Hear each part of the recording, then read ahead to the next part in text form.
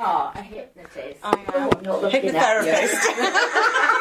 Yes, a hypnotherapist. I think what it is I'm scared of losing control. That's what it is. Well, the first thing is you are always in control. A hypnotherapist of any kind cannot make you do anything you don't want to do. So that on the stage is made up. I couldn't actually speak for those people, but what I can say is those people that they pick on those stage things are very carefully chosen out of the whole audience. Yes, definitely. You notice there's obviously an audience of a couple of thousand, and they go through a series of what's called suggestibility tests with them to find the people that are most likely to do what it is that they want to do. And to be able to explain that, don't they? And there's a part of them that doesn't mind doing those silly things. Otherwise they wouldn't be able to do it. So they are very carefully weeded out. Now whether the rest of it is staged, I don't know. I couldn't say. I have to say I saw the first one for about 10 minutes and got fed up with it myself. But it was a bit over the top. I went to see Paul McKenna in High Wycombe many years ago, and like you said, there were people on the stage, and he was just testing them, and then they went backstage, and then coming out, and afterwards I'm thinking, well, surely when you're made to do potty things, surely that then doesn't all leave your mind, because when you go into a certain state to be hypnotised, you're hypnotised to help you because they know that your brain will remember it. But will your brain remember how awful that onion felt like when it was being eaten, pretending it was an apple? How does that affect you afterwards? You know? I find it all a bit weird. It is, but you have to remember the mind is a very powerful thing. It's the most powerful thing that you have. You know, if you only did it once, then it would probably stay with you for a little while, but then over time it would gradually fade because you wouldn't be re-imprinting that. Good point. Okay? Good point. So, you know, the big difference with stage hypnosis and what I do is stage hypnosis is just for entertainment. It's just for a bit of fun. What I do is for benefit only and to help you improve yourself in some way. So, from my point of view, I keep helping you to re-imprint those new behaviours so that they become your natural habit. Because it's of benefit for you. It's what you want and what you need. Not so that Joe next door can have a good old chuckle because you're doing something silly down the garden path, kind of thing.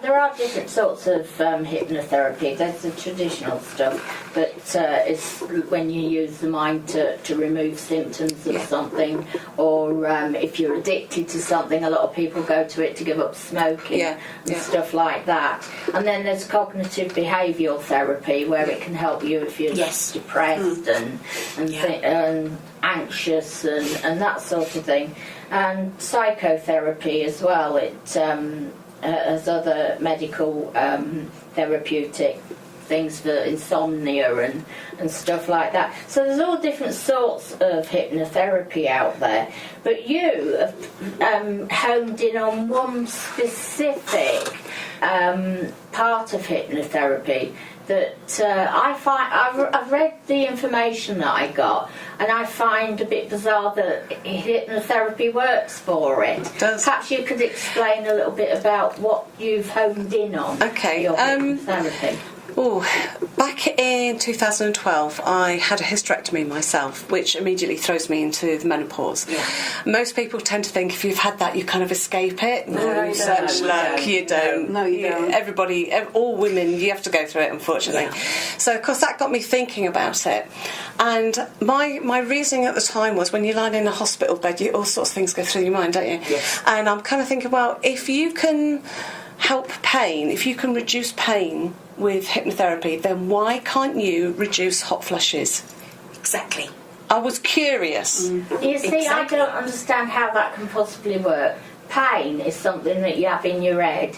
Hot flushes is chemical, so how on earth can hypnotherapy? But it's controlled by the head as well. There's a part of your brain that controls the temperature in your body. Now what happens is the drop in estrogen can adversely affect that part of your brain, which then detects that you've got too much heat, so we'll send out the cooling system, which is the lovely sweating and all that kind of stuff.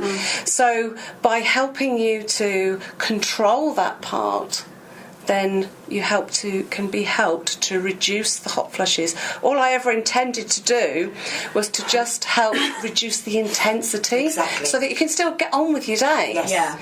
But that actually turned out to be one of the things that people could do. But I also found that a lot of the ladies that I was working with were actually able to switch off some of the hot flushes. Whoa.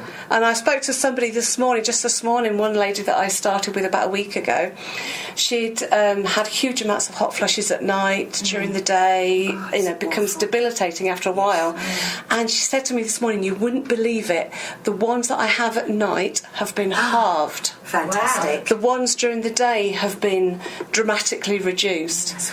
And it's not just the use of hypnotherapy, it's the practical application as well, like watching looking at what you're eating, what your routine is, because you quite often find if you're having a hot drink with a hot meal, that's straight away hot flush. Most people, that's a very common one. So change the drink for a cold drink, and you can immediately reduce it, or in some cases get rid of that hot flush. Right. That's good. So you have to be very careful and mindful of what it is that you actually physically do, because there are some things that you can do for yourself to make an impact. Yeah. We're all of an age here, aren't we? That hot flushes is a general part of our lives. I'm still on HRT. I've been on it like about 500 years, so I've still got. I'm not telling them. It will come. I just keep. But I've got it's estrogen for. Is it estrogen? Because everything's gone. I've got no ovaries either, so I'm on the HRT. That's the least damaging kind. The patches. Although personally, I think like a lot of things, I don't think it's nearly as damaging as they make out. No. And as a chronic asthmatic, I know where my risk factor lies, and it's not the flaming HRT. That is not. As I did say to the doctor once, I said, look, because you're on about all these things. I said, I'm slim. I've never smoked. I've got a good blood pressure. There's no history of cancer in the family anywhere ever. Yet I'm a chronic asthmatic, and I get bronchitis most winters.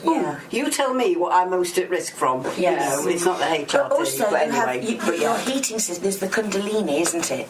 And so when you've got that is your natural heat that again you have to temper by people such as you, which will say now count down or whatever you do. Because I find that when people get really angry, or the ones who are prone to go whoosh straight away, and you see that red, you see that, and they've just pumped up their Kundalini spirit beyond the beyond. But that is self-help. You can actually do that. Absolutely. But where you come in force for the benefit of the whole body and mind, that is something no lay person can really do, I don't think. No, you do have to be trained in hypnotherapy and relaxation and the way the mind works. You wouldn't want somebody that doesn't know what they're doing messing around in your head, really, would you? No, absolutely not. Not that they could do anything that you don't want to do. No. But even so. Yeah, you just don't want it there in the first place. Excess baggage. No. And you remember when, I don't know about yourself, but I remember back when I was little, and I only started to remember once I started to think about doing all this, when we used to get really hot summers, back in the 60s and the 70s. Anyway. Oh, lovely. That's not true, don't you?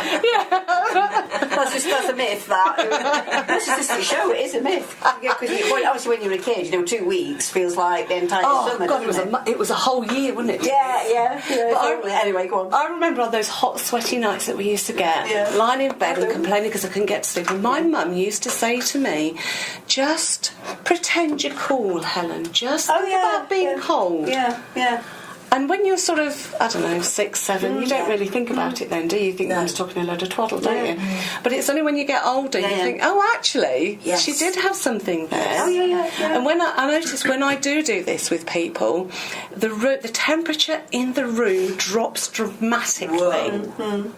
And that I find that's so proof in the pudding. Interesting. Yes. And I can be sitting there and the room's lovely and warm, and then when we start doing the relaxation part and I start giving them all the visualizations and all that kind of stuff, the actual physical temperature drops dramatically and my legs end up freezing.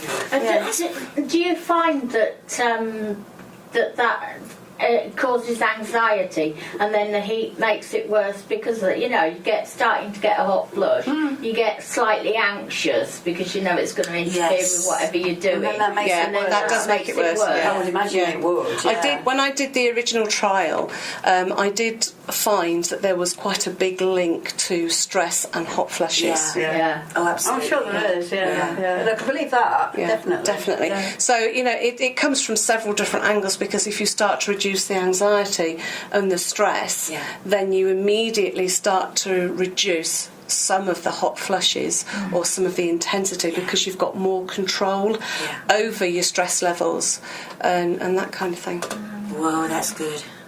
I find mine get worse on the night. I do get them occasionally during the day, but on the night I can be freezing cold all day. I get into my bed and I'm suddenly like an oven. It really does my head in. Yes, it does. I struggle a bit with the body temperature because I'm reducing the head.